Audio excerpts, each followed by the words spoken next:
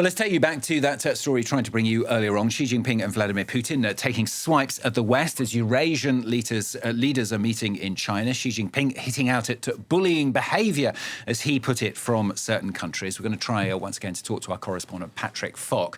Patrick, the summit very much has seen both Xi Jinping and Vladimir Putin in the last few hours hit out at the West, hasn't it?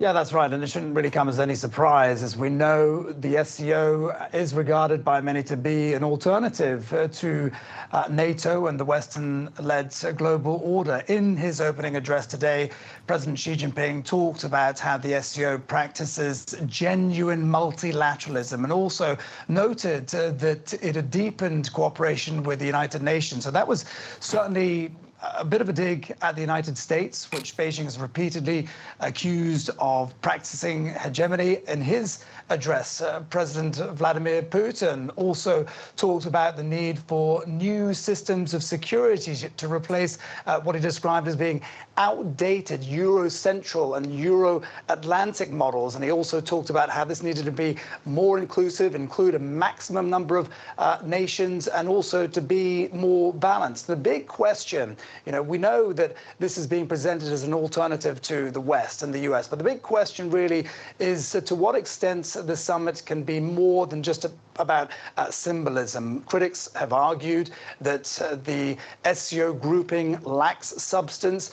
On that front, President Xi unveiled a series of investment proposals today. He said that China would be setting up $280 million in grant aid for SCO member states. He also talked about launching 100 small and beautiful projects across member states of the SCO. And he also talked about establishing a bank for the SCO group to enhance economic and security cooperation. So there is a real effort there being made by China's leader to demonstrate that this is more than just power optics and photo ops for the SCO.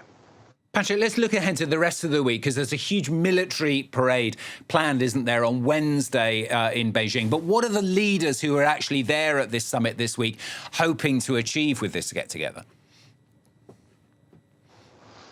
Yeah, well, we've said many times before that this is coming at a time when the US is increasingly taking a unilateral approach to trade and foreign policy. So the leaders that are participating want to show that there is an alternative to that. And that is something that China and Russia are certainly embracing. But in terms of the Victory Day celebrations as well, there are many layers to that. So Russia wants to demonstrate to the West that despite its efforts, it is still not isolated. China also, President Xi wants to show at a time when there have been many, many military purges over the last year or two, that the military is still very much behind him. Analysts have also said that the Victory Day celebrations are also very much a coming out party for China's military modernization. So there are, as I say, lots of layers to this. It's important for many reasons. The two events do need to be seen in conjunction with one another. And it's going to be interesting to see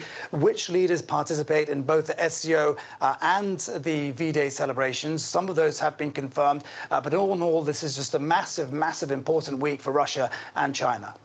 Patrick, thanks very much. Patrick Fok joining us there from Hong Kong. Thank you.